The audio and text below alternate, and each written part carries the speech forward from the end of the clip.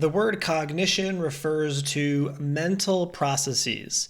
In other words, thinking, knowing, remembering something, decision making. All of these mental processes fall under the category of cognition.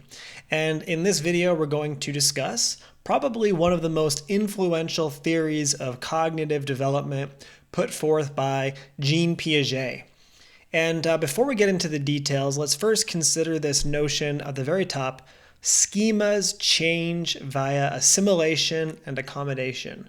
So we have three key terms there that have to be explained before we can talk about the four stages.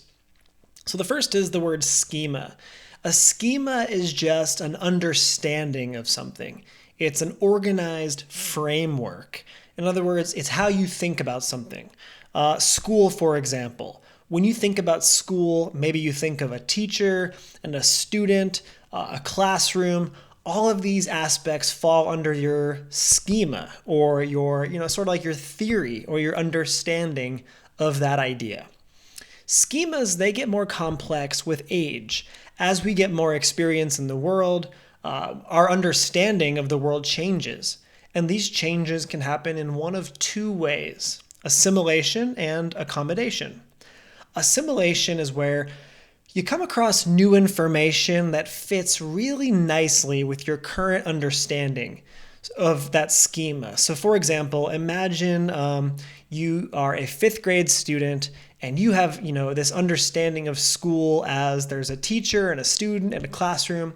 When you go to sixth grade, the next grade up, that's a new experience. But sixth grade is not all that different from fifth grade.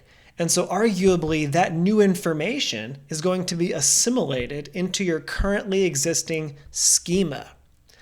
The bigger changes when it comes to cognition happen through accommodation. And this is where we have to totally adjust our worldview because new information does not fit nicely into our pre-existing schema.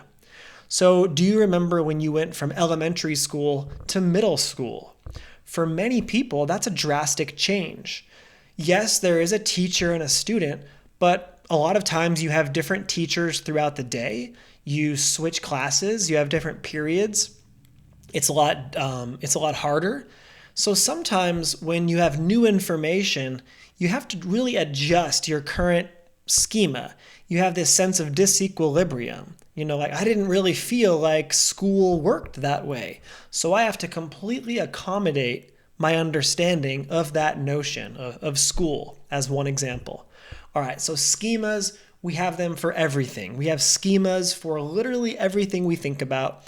And as we get new experiences, those schemas change either through assimilation or accommodation.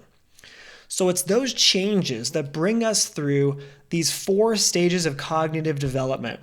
And stage one, known as the sensorimotor stage, Piaget originally believed that this was roughly ages 0 to 2. But before we go on, it's important to note that one of the biggest criticisms of this theory is the age categories. Piaget's theory was proposed a long time ago, and we have a lot of new contemporary research that basically tells us that, for example, younger people are more advanced, cognitively speaking, than Piaget understood at the time. Even so, his theory is still extremely influential.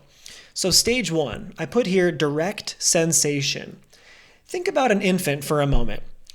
They're not all that complex of a thinker.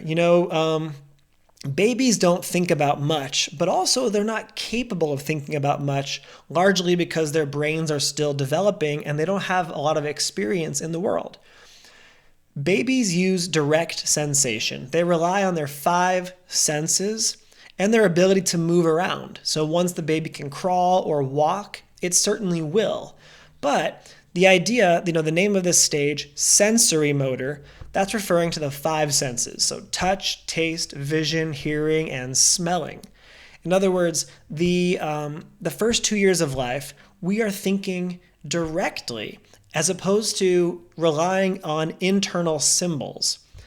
In this first stage, we cannot use mental representation. In other words, we can't really contemplate ideas in our head unless we are directly experiencing them in the real world. So Piaget has an important term here known as object permanence. And there's a detailed description of this in the textbook. Object permanence is basically the understanding that something continues to exist even if you can't see it. So for example, peekaboo. When a parent is playing peekaboo with their child, they're hiding behind their hands and then they reveal their face. Essentially, this is fun if you take Piaget's theory into perspective, because basically when the parent is behind when the parent is behind their hands, the baby, thinks, oh, where did mom go? Where did dad go? And then they reveal and, oh, now I'm looking at mom or dad's face and I'm happy because I love my mom or dad. Now, in a sense, it's not as though mom and dad disappeared. It's that babies are relying on direct sensation. And so if the baby is looking at mom or dad's face, that's what they're thinking about. But if mom or dad hides behind their hands and the baby is looking at mom or dad's hands, they're thinking about mom or dad's hands. And so it's all about kind of like what you see is what you get. We do not have the ability to think symbolically, but that's the major milestone that appears by stage 2. So around age 2, this is when we enter the pre-operational stage, according to Piaget. So certainly we have the ability to understand object permanence. If I can't see an object, that doesn't mean it has vanished. It just means it's hiding. It's somewhere I can't see it. But I can still contemplate it in my mind. So think, for example, about your best friend.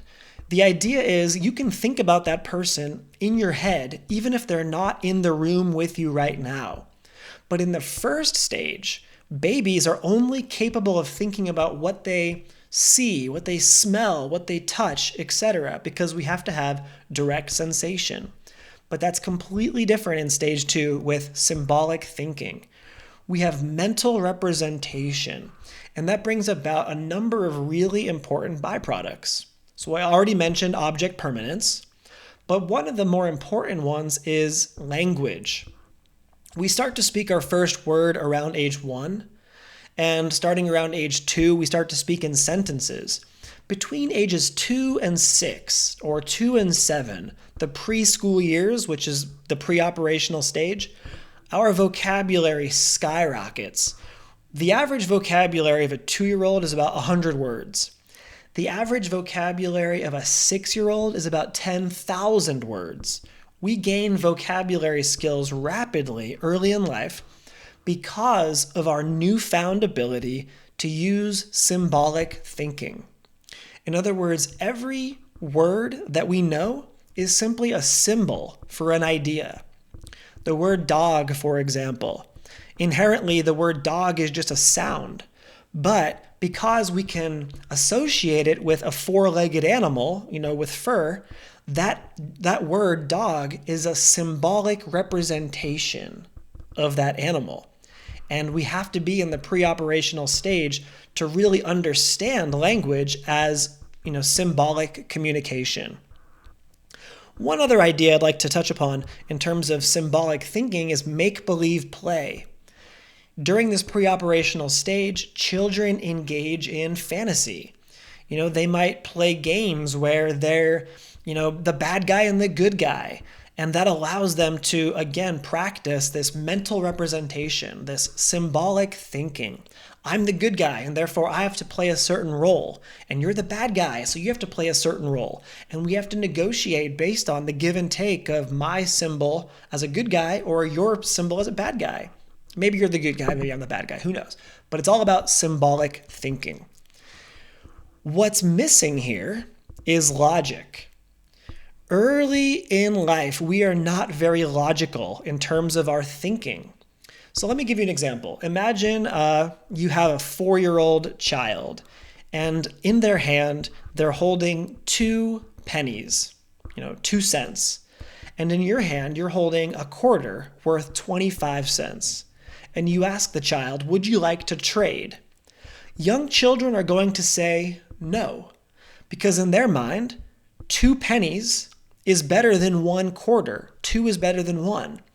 But what we all obviously know is that that's not a very logical decision, because 1/4 is worth way more than 2 pennies. But where does logic come from? Logic is learned.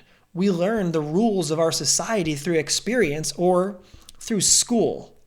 We gain concrete experience with logic by going to school and having experiences in the world, trial and error, for example. So the concrete stage is 7 to 11 years old, 7 to 12 years old. It's the elementary school years, basically. And we're basically learning how to solve problems in a logical manner. The most famous research test of the concrete stage is called the test of conservation. The conservation test has a number of iterations, but the most famous, the most common example is using water glasses. So, for example, imagine you have 2 glasses of water, each the same size, and each has the same amount of water in them. And they're kind of like short, wide glasses, 2 of them. And then you ask the child, which has more water or which has more juice? Does glass A have more juice? Does glass B have more juice? Or are they the same? Both younger children and older children are capable of looking at the 2 glasses, measuring the height of the water, the surface level, and saying they're equal. But then what happens is researchers take one of the glasses and they pour the juice into a tall and skinny glass. So it's the same amount of water or juice, but the surface level is higher because the shape of the glass is different. Again, you have 2 glasses. One is short and wide, and now the other is tall and thin. And you ask the children, which has more juice? Glass A, glass B, or are they the same? And here's where you see a difference in children in stage 2 versus children in stage 3. Children in stage 2, they tend to look at the taller glass and say, that one has more juice.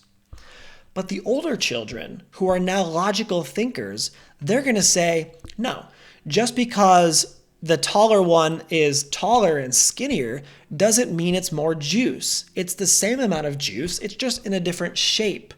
So now they're starting to think about multiple pieces of a problem at once.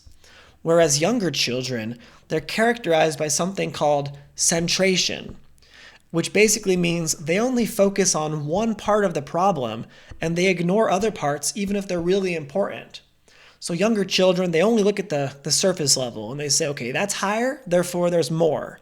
Older children can say, yeah, the surface level is higher, but I just watched you pour that juice into that cup. I know it's the same amount of juice.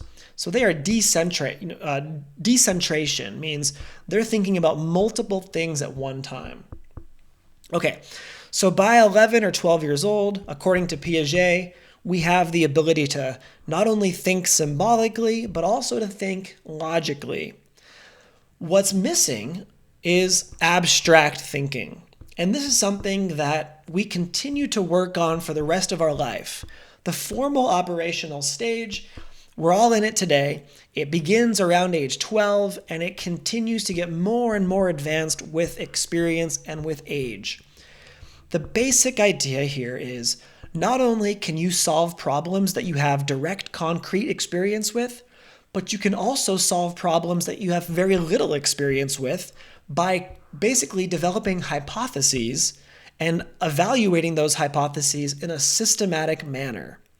So for example, imagine you are baking brownies and they come out burnt. A young child might have no idea how to solve that problem unless they have direct experience with that problem.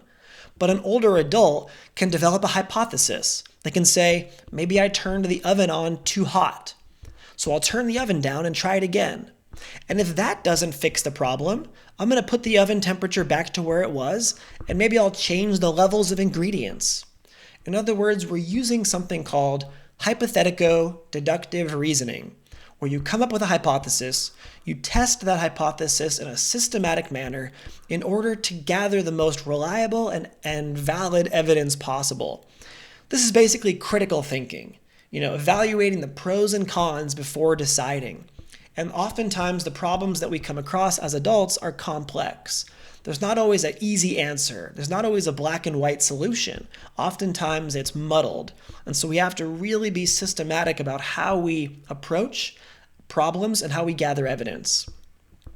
So in general, this is something that never finishes. We can always work on our critical thinking skills.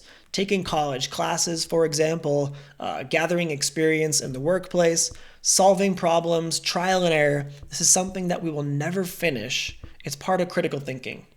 So the argument here is that our cognition, the way we think and process mental information, becomes more complex with age. These are the 4 stages of Jean Piaget's theory of cognitive development.